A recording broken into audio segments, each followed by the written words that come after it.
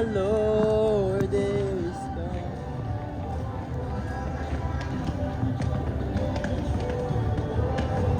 Alam mo, Joy?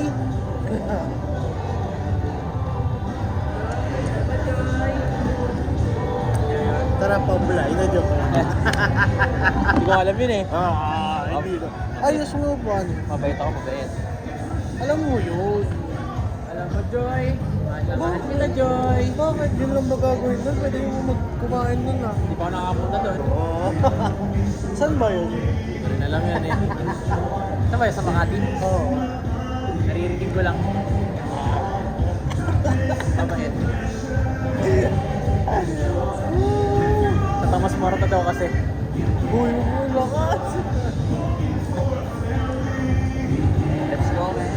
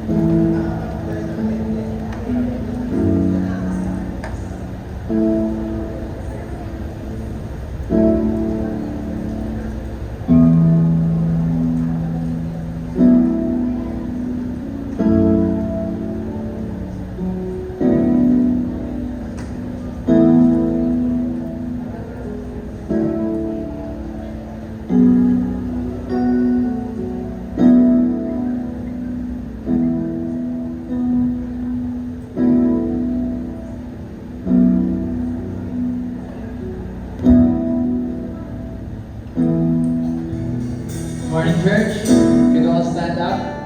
Let's ready our hearts to worship God.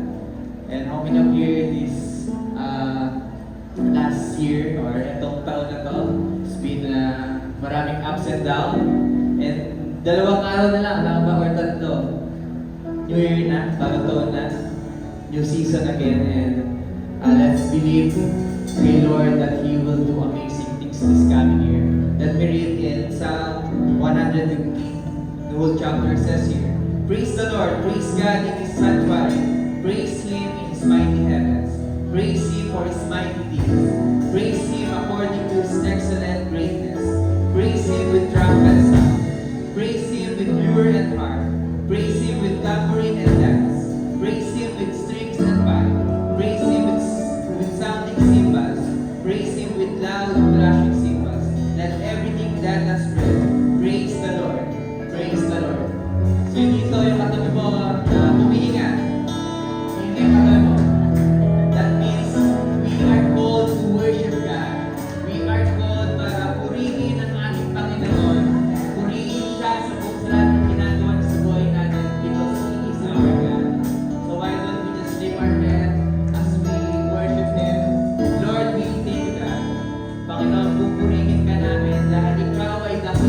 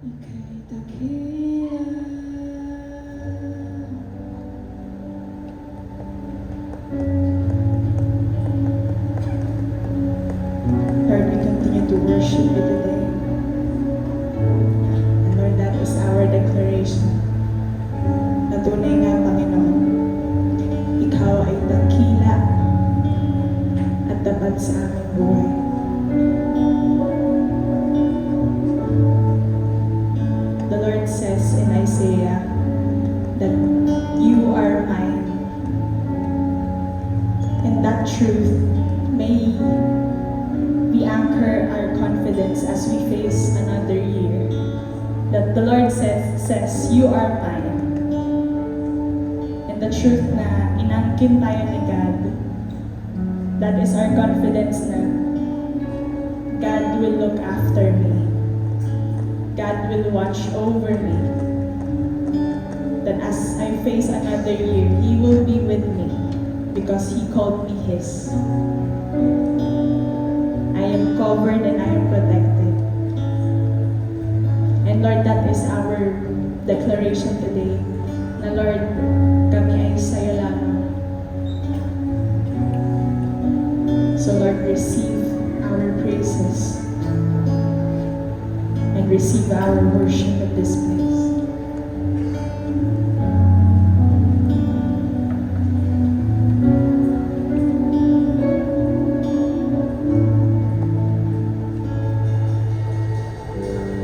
Panginoon, ika'y dakila, natatanging nag-iisa. Panginoon, at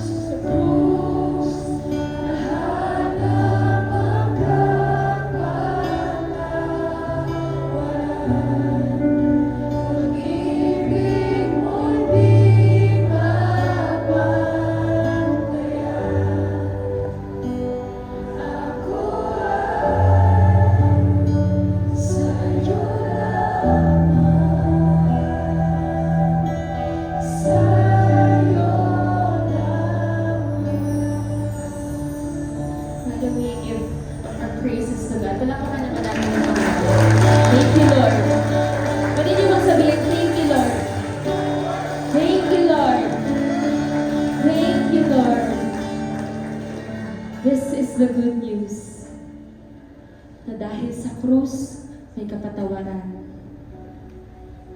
Dahil sa krus, may buhay tayo. Dahil sa krus, pwede natin siyang makasama. May bagong buhay. And I don't know what has happened throughout the whole year in our personal lives. Ano man yung mga ups and downs, ano man yung mga challenges na we had to go through, ano man yung pain that we had to go through, ano man yung victories that we had to celebrate, ano man yung mga grieving that we had to go through, we had to endure,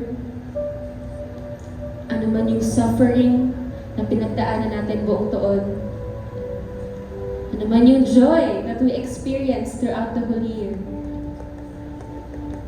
But one thing is for sure, that because of the cross, we always have a reason to be grateful.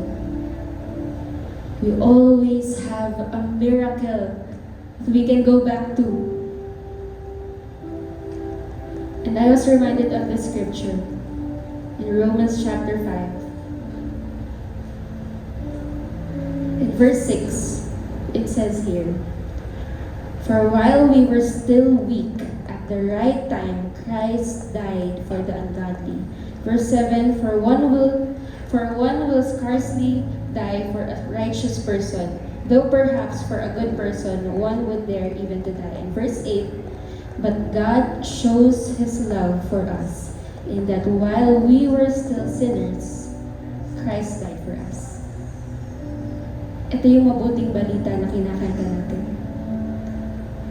No matter who you are, saan ka man ang galing, ano mang past mo, saan ka man ang galing bago pumunta dito sa church, ano man yung mga naisip mo, ano man yung mga nagawa mo buong taon, Christ died for you.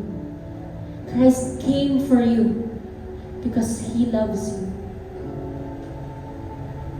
And again, we will always have a reason to be grateful as long as you have Christ with you. Minsan iniisip natin, di ba, it's the end of the year, Lord, ang dami ko pang prayers na hindi pa nasasagot. Ang dami pang things na parang naiwan lang siya. Parang hindi siya na-touch, parang hindi siya nabalikan. Lord, akala ko ba promise mo to for me? And when we look at those things, yung mga unfinished, parang businesses, yung mga unanswered prayers, parang Lord, how can I be thankful? How can I end the year being grateful? But when we look back at the cross, we will never run out of reasons to be grateful. We will never run out of a reason to be thankful to God. Because that is the greatest gift, the greatest blessing, the greatest miracle we can ever receive. So why don't we pray in response to just being grateful? Lord, thank you. Thank you, Lord, for the salvation that you have given us. Lord, who are we? Lord, makasalanan kami. We're ungodly people. We're unholy people. But Lord, because of your blood, because of your cross, we are made pure. We are saved. We are righteous before you. Thank you, Lord. There's no other gift that we would ever want to, that would ever compare to what you have given us. Thank you, Lord. And I also want to pray for another group of people. If you're here and you just know you haven't received the gift of salvation yet, the gift that God has given you, I want to give you this opportunity to accept Him, to receive the salvation that He has given you. With all heads bowed down and with all eyes closed, if that's you and you want to receive Jesus Christ as your personal Lord and Savior, why don't you lift your hands? This is a sign, an act of surrender, an act of humility before the Lord. Lord, ito ako. Makasalanan ako, pero Lord, I offer my whole life to you. Naalay ko ang buong buhay ko sa iyo, Panginoon. And if that's you, why don't you pray this prayer with me? Lord, salamat sa kaligtasan na binigay mo sa akin. Salamat sa pagmamahal mo. Salamat sa pagsakripisyo mo ng buhay mo sa krus. At dahil doon, Panginoon, meron akong buhay na walang hanggan. And let me pray for you, Lord. Thank you for the salvation that you have given to everyone. Thank you because it's for everyone. Thank you, Lord, for the great news that they have received today. And may that be the very foundation that they will be having as they go on through the next seasons of their life. Thank you, Lord. In Jesus' name we pray. Amen. Why don't we give a clap offering to the Lord? Thank you, Lord. Thank you, Lord. Why don't we just continue to worship God this morning?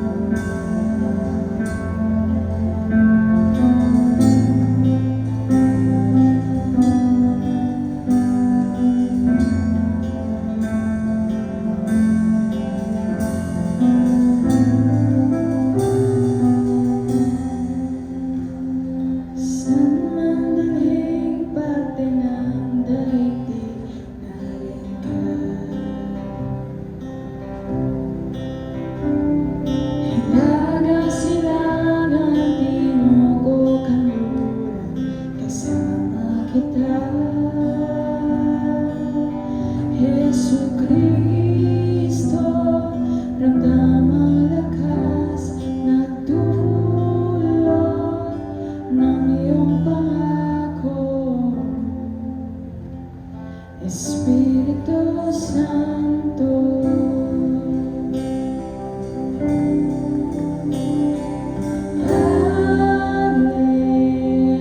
Hallelujah, kadakilang walang kapantay,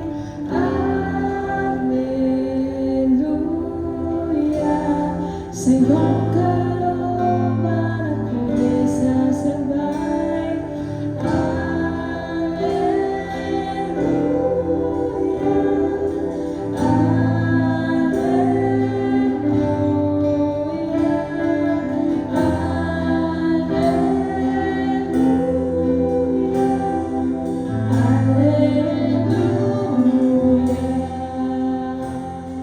Magsikat na araw, ligaya.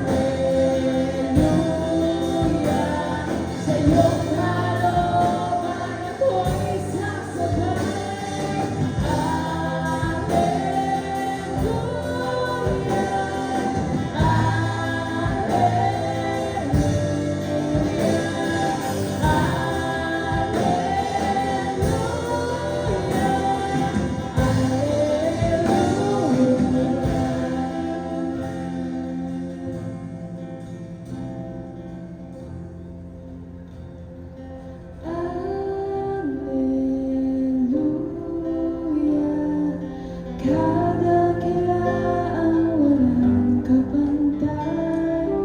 Alleluia, sa iyong kalooban ako'y sasabay. Alleluia, kadakilaang walang kapantay. Alleluia, sa iyong kalooban ako'y sasabay.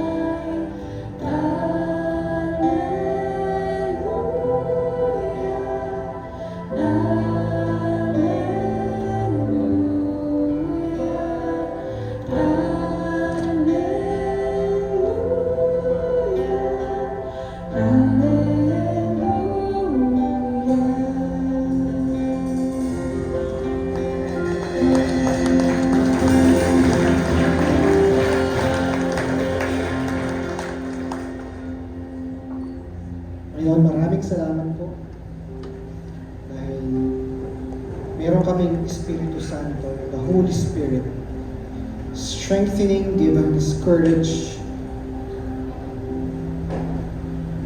and speaking to us in time of need.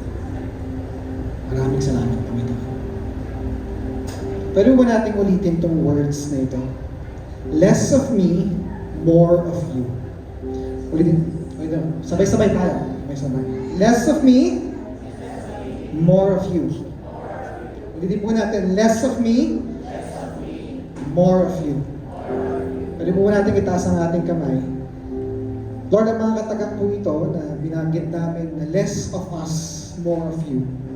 May this be true.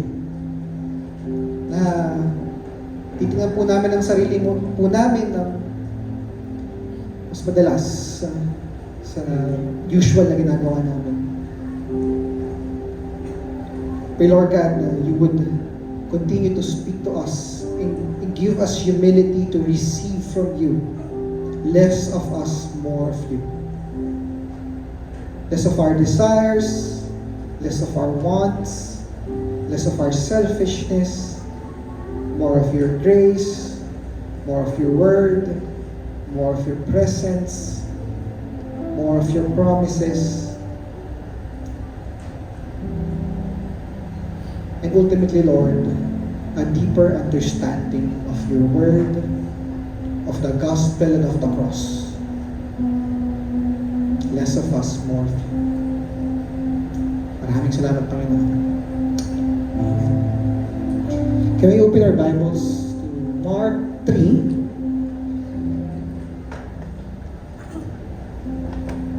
Verses 13 to 15.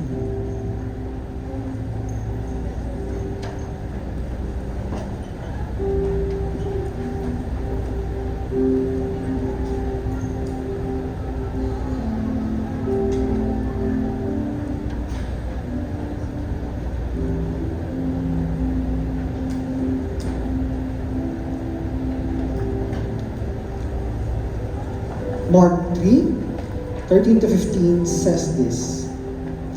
And he went up on the mountain